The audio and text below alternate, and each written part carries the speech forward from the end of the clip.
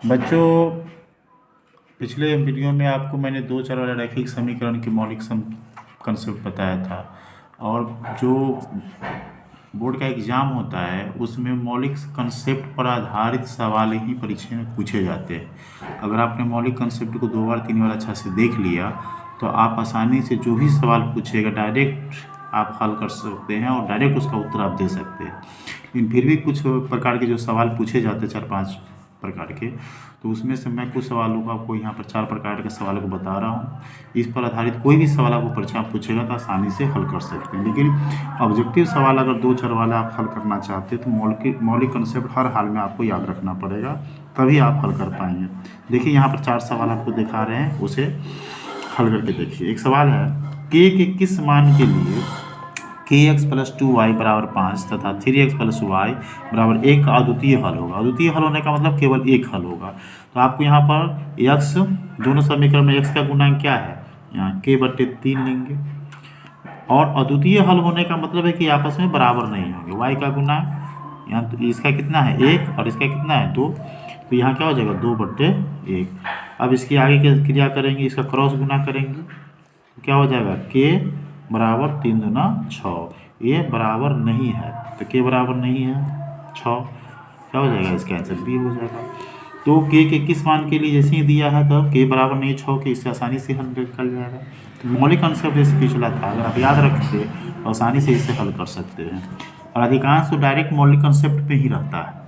यहाँ पर देखिए k के किस मान के लिए x + 2y = 3, 5x + ky = 15 के अनंत हल होंगे। अनंत हल होने में क्या होता है, तीनों का गुणांक का अनुपात क्या होता है, बराबर होता है। x का यहाँ 1 है, यहाँ 5 है, तो 1 क्या हो जाएगा 5।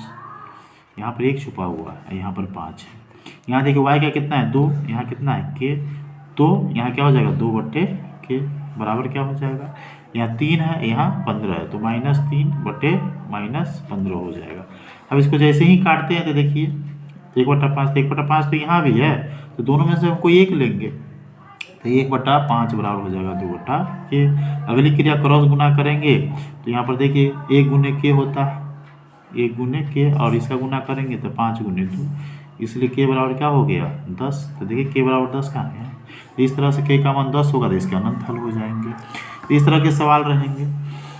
उसके बाद आपको डायरेक्ट मौलिक कंसेप्ट पर रहेगा कि शर्त दिया रहेगा और शर्त के आधार पर आश्रित होगा या संपाती होगा या इसके प्रतिच्छेदी होगा, ये सारे सवाल रहेंगे। अब मौलिक कंसेप्ट वाला वीडियो को बार बार देख लीजिए, उसका कम से कम 5 प्रकार के सवाल वहाँ से डायरेक्ट रहेगा।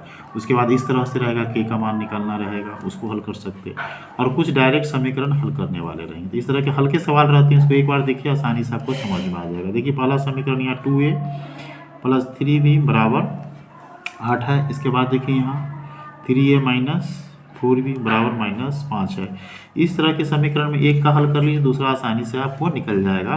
सामान्यतः देखिए इसमें क्या करना है, यहाँ 4 है, यहाँ पे 3 है, तो इस दोनों का अगर लसाअ लेते हैं तो 12 होता है, तो हम इसे भी 12 करेंगे। तो ऐसी स्थिति में इसको हम 4 से गुना करें और इसको कितना से गुना करें 3 से गुना करें, तो ये 4 × 12 हो जाएगा, ये भी क्या हो जाएगा 4 × 12 हो जाएगा। प्लस माइनस से इसको जोड़ेंगे तो ये कट जाएगा, ये 4 दूना 8 और 3 × 9, ये दोनों को जोड़ेंगे तो 8 और 9 कितना हो जाएगा 17 बराबर, ये आपका हो जाएगा 8 चौका 32 और ये हो जाएगा 5 × 15। 32 में से जैसे ही 15 कटेगा, चूँकि माइनस है तो क्या हो जाएगा 17, तो ये बराबर आपको हो जाता है 17/17 बराबर क्या हो गया, ये बराबर 1 हो जाएगा।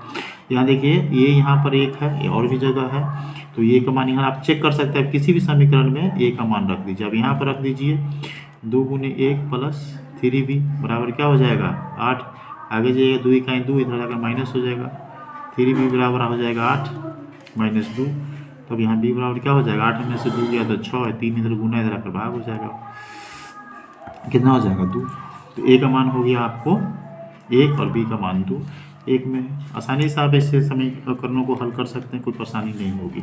अब देखिए ऐसा पूछेगा, यदि सरल रेखा 4x + p और 16 तथा 2x + 9y = 15 समांतर हो, इसका सरल रेखा मतलब इसकी जो आलेख है वो समांतर है, तो p का मान क्या होगा। अब समांतर होने की स्थिति में आप समझते हैं कि x का गुणांक का अनुपात कितना होगा 4/2, y के गुणांक का अनुपात क्या होगा p/9, ये बराबर नहीं है किसके, तो 16/15 के। तो हमको ये तो छोड़िए देना -16/15, इसको तो हमको छोड़ देना, इसी को आगे बढ़ना है। तो P क्रॉस गुना करेंगे तो 4/2 गुने 9 बराबर क्या हो जाएगा, यहाँ ना 4 है 2 है तो 9 बराबर आपको हो जाएगा P। तो ऐसी स्थिति में 9 चौक 36/2, इसको काटेंगे तो कितना होगा 18 बराबर P, अर्थात P बराबर कितना हो गया 18, क्या है C। तो इस तरह से मान पूछेगा, आसानी से आप इसको हल कर सकते हैं। परीक्षा में 5 नंबर कन्फर्म है, इसे रहता ही है। अब 2-4 बार प्रैक्टिस कर लीजिए, आसानी से इसे हल कर सकते हैं। धन्यवाद।